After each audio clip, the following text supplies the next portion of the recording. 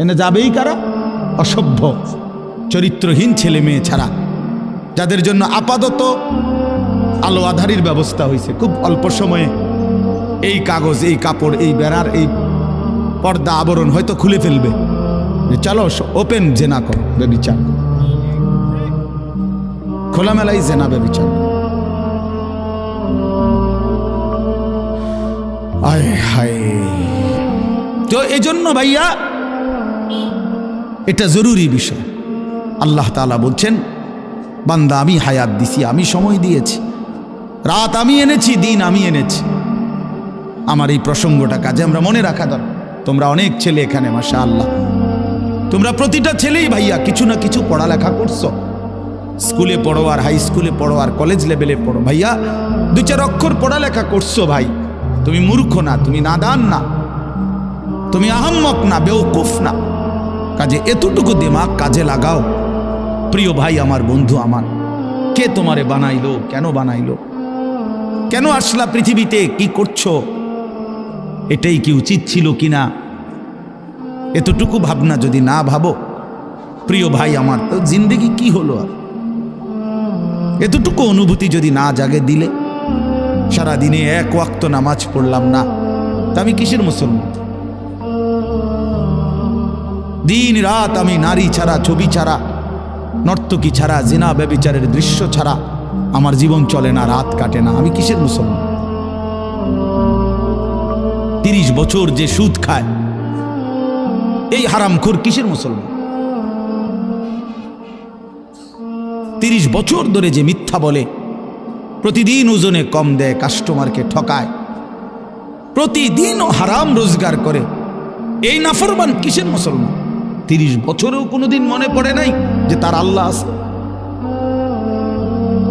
30 বছরেও কোনোদিন কারো লাশ মৃত্যু দেখে নাই, কারো জানাজা পড়ে নাই, একটা বারো কলিজার মধ্যে কথা আসে নাই যে হায় এমন নীরব নিস্তব্ধ লাশ তো আমিও হয়ে যাব একদিন।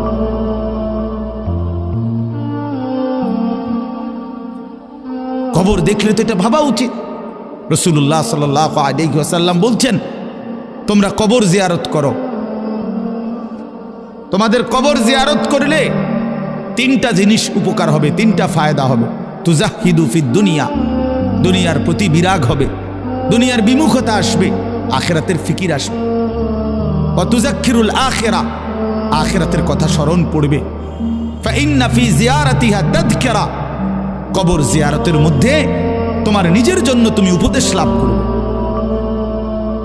রাসূলুল্লাহ সাল্লাল্লাহু আলাইহি ওয়াসাল্লাম বলেছেন 3টা লাভ। 1 নাম্বার, দুনিয়ার প্রতি বিমুখ হবে, আখিরাতের আগ্রহ বাড়বে। 2 নাম্বার, স্মরণ হবে, আর উপদেশ অর্জন হবে যে হায় এই মানুষটা আমার মতো হাঁটতো, ছুটতো, ফিরতো, ঘুরতো, কথা বলতো, জলজ্জান্ত আমাগো চাচা বড়া, আমার বাপ, আমার ভাই, উনি আমার চাচাতো ভাই, এ তো আমারই মতো দৌড়তো, ছুটতো, হাঁটতো, খাইতো, ঘুমাইতো, কিন্তু আজ সেই জ্বলন্ত মানুষটা এভাবে স্তব্ধ হয়ে গেল। পৃথিবীর কত মানুষ কত আওয়াজ করতেছে, বেচারা একটা শব্দও করে না। যে মানুষটা একটা মশার আওয়াজে ঘুম ভাঙ্গা যাইতো, আজ এত মানুষের চিৎকার চেঁচামেচি, এই লাশ কেন নড়ে না?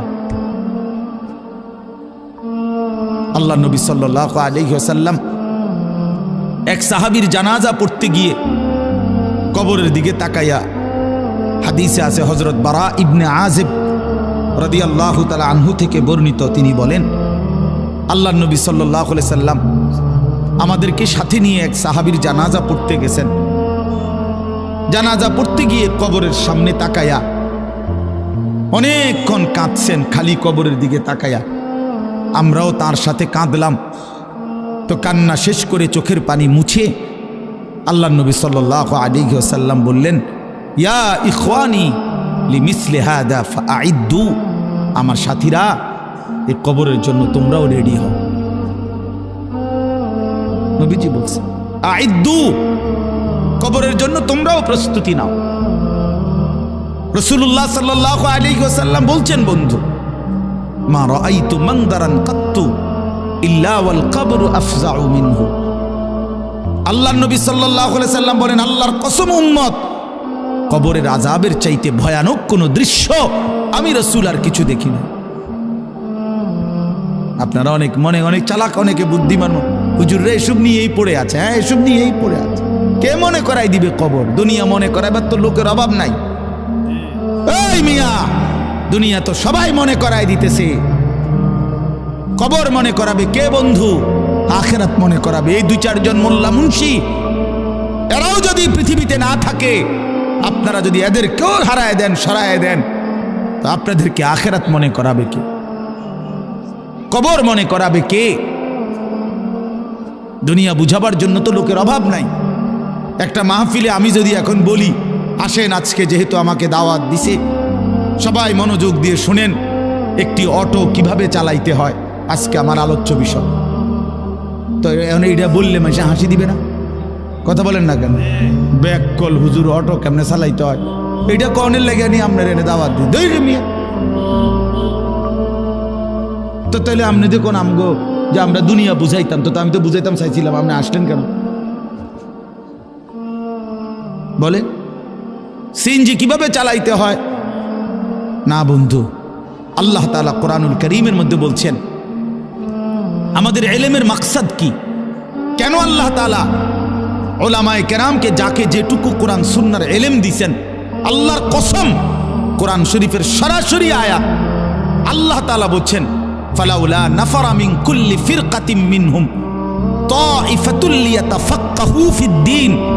আল্লাহ বলেন এই দ্বীনের উচ্চতর জ্ঞান কিছু মানুষ অর্জন করবে, ইলম অর্জন করবে। কেন?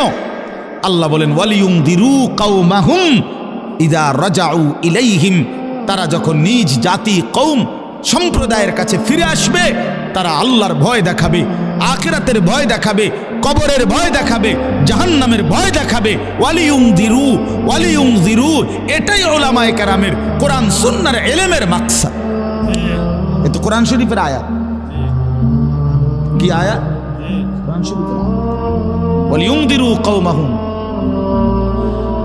জাতিকে ভয় দেখাবে, আল্লাহর ভয়, আখিরাতের ভয়, কবরের ভয়, জাহান্নামের ভয়। রাসূলুল্লাহ সাল্লাল্লাহু আলাইহি ওয়াসাল্লাম সর্বপ্রথম যেদিন আল্লাহ তাআলা নবীজিকে সাল্লাল্লাহু আলাইহি সাল্লাম মানুষের কাছে দ্বীনের কথা বলার অনুমতি দিয়েছেন, প্রথম যেদিন, সেটা হলো কোরআনের দ্বিতীয় নাজিলকৃত আয়াত। কোরআন শরীফ প্রথম নাজিল হয়েছে তো ইকরা বিসমি রাব্বিকাল্লাযী খালাক, এটা আপনারা জানেন না? 5টা আয়াত এখানে। এটা হলো প্রথম নবীজিকে বলছে আপনি পড়ুন, আপনার রবের নাম নিয়ে আপনার রবের কালাম পড়তে শুরু করেন। তো এরপরে দ্বিতীয়বারে, মানে দ্বিতীয় কোরআন শরীফ নাজিল হয়েছে এই সময় আল্লাহ তাআলা বলছে ইয়া আইয়ুহাল মুদ্দাসসির কুম ফাআনজির। এইটা হলো দ্বিতীয় নাজিল। কুম ফাআনজির, বন্ধু আমার, নবী আমার, দাঁড়ান, ওঠেন বন্ধু, ফাআনজির, আমার বান্দাদেরকে ভয় দেখান, কবরের ভয়, জাহান্নামের ভয়, আযাবের ভয়, আখিরাতের ভয়, আমি আল্লাহর ভয়। এই কোরআন শরীফে দেখেন আপনি, ফাআনজির প্রথম আয়াত, প্রথম আদেশ।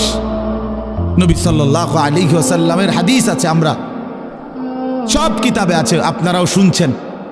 নবীজি সাল্লাল্লাহু আলাইহি সাল্লাম সর্বপ্রথম যেদিন মক্কার কুরাইশ নিজ কওমকে একটি পাহাড়ের টিলার উপরে সবাইরে ডাকছে, ডাইকা সবাইকে সর্বপ্রথম যেদিন কালেমার দাওয়াত দিছে, ইসলামের দাওয়াত প্রথম যেদিন পেশ করছে, সেদিন নবীজি এই কথা স্পষ্ট বলছে, একেবারে ওই হাদিস স্পষ্ট আছে, ইন্নী নাযীরুন লাকুম বাইনা ইয়াদাই আযাবুন শাদীদ। হে আমার জাতি, আমি তোমাদেরকে ভয় দেখাচ্ছি একটি ভয়ানক, কঠোর, অত্যন্ত মর্মান্তিক আযাবের, যেটা কবরের, জাহান্নামের, আখিরাতের। তোমরা সেই আযাব থেকে বাঁচার জন্য কুলু লা ইলাহা ইল্লাল্লাহ তুফলিহুন, সবাই আল্লাহর কালেমা পড়ো, লা ইলাহা ইল্লাল্লাহ পড়ো, তাহলে নিশ্চিত কামিয়াব হবে, ওই আযাব থেকে বেঁচে জান্নাতি হয়েছে। বাপ আমার, বন্ধু আমার, আমরা আপনাদেরকে আখিরাত মনে করাইলাম, আমরা আপনাদেরকে কিয়ামত মনে করাই, কবরের কথা মনে করে। এই মাহফিল মাকসাদ, এটাই মাকসাদ অন্যতম, এটা গুরুত্বপূর্ণ মাকসাদ। আমাদের জিন্দিগি এই ওয়াজ মাহফিল